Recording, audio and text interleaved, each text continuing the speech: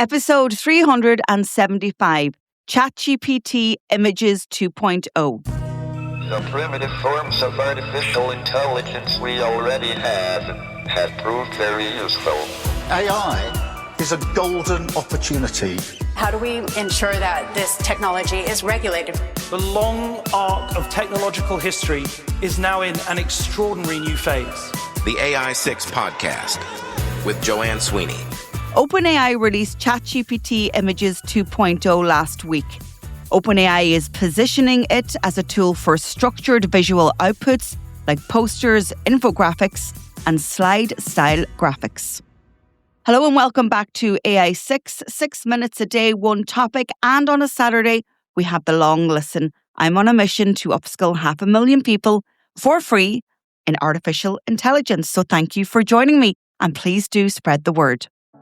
So ChatGPT Images went live, and there was furore on the internet as people were sharing their new designs created by this new image model.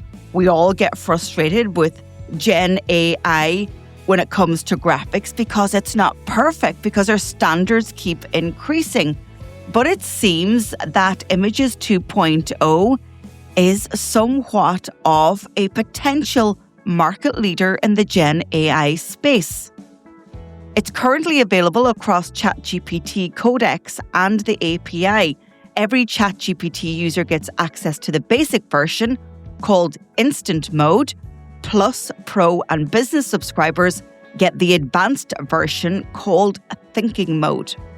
Output goes up to 2K resolution, and the aspect ratios stretch from 3:1 wide to 1:3 tall, which means you can finally generate the right shape for a LinkedIn banner, an Instagram story, and a print poster from the same tool. OpenAI CEO Sam Altman said on the launch livestream that Images 2.0 is, in his own words, like going from GPT-3 to GPT-5 all at once. You will know if you've been an AI user for a couple of years that AI image generators have always been terrible at text. The letters are warped, words misspelled, logos just not the logos. And so with that weakness, we didn't have faith in using it. And so we were, knee-deep in our Adobe Express or our Canva. And so this is going to be interesting of how it rivals those design-first platforms. So Images 2.0 renders small text headlines, captions, pricing, and even non-Latin scripts like Japanese, Korean, Hindi, and Bengal with what TechCrunch describes as surprising accuracy. On the independent Arena leaderboard, GPT Image 2 scored 1,512 on text-to-image generation, a 242-point lead over the next best model. So what can you do with Images 2.0? Well, you could start with social graphics. You can prompt GPT for a LinkedIn carousel post with your specific headline copy, your subtext and your brand colors, and get back something that might pass a graphic designer test.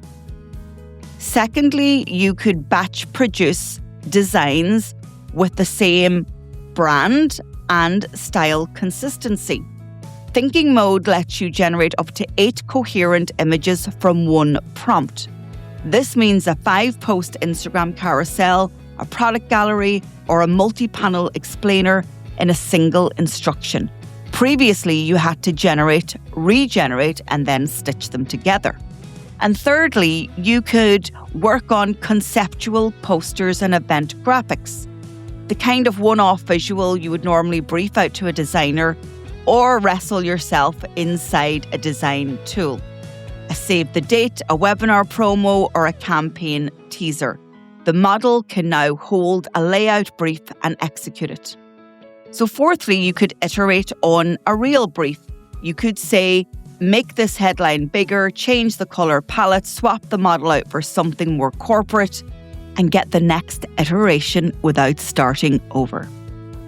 Also worth noting is that GPT Image 2 is being integrated into Figma, Canva, Adobe Firefly, and Adobe Express. So if you're already working in those tools, the new model will be coming to you. So you don't have to leave your existing design environment to get the upgrade.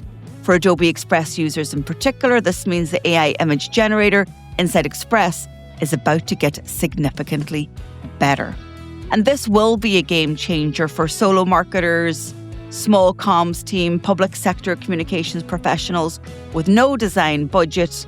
It is a serious productivity shift. So if you've tried it, let me know. Maybe you want to share your experience with me on AI 6. Come and join me on the Saturday for a long listen. Send me an email to joanne@digitaltraining.ie or slide into my DMs on LinkedIn. That's it for today's show. If you're ready to turn these insights into skills, here's how I can help.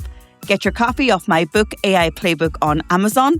It's the perfect companion to the show. For weekly AI strategy, subscribe to my newsletter, Human in the Loop, on LinkedIn. Or if you want to take the next big step, you can take our CPD accredited professional diploma in AI. Maybe you need something more tailored for your organization. You can book a call in my calendar at digitaltraining.ie. Or if you work in government or public sector, go over to publicsectormarketingpros.com. If you found this episode useful, please share it with a pro that you know. And I'd love to read your comments on Spotify. And if you can, take a second to like, rate, or subscribe wherever you listen. It really helps the show. This is AI 6. I'll talk to you on the next episode.